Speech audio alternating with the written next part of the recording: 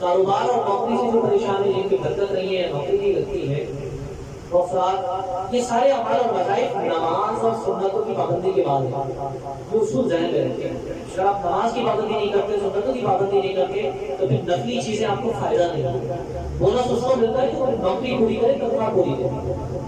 फर्ज वाजिबात सुन्नतें पूरी करने के बाद जो रोजगार में तरक्की चाहते हैं, कारोबार में तरक्की चाहते हैं, और रात की तन्हाई में 2 नफिल तौबा के पढ़े, 2 नफिल तौबा के पढ़ने के बाद खुले अस्बात करें, 5 बार दुरूद पाक पढ़ें और हाथ बुलंद करके 50 बार या मुसद्दिबल अस्बाब, या मुसद्दिबल अस्बाब, या मुसद्दिबल अस्बाब 50 बार पढ़ें।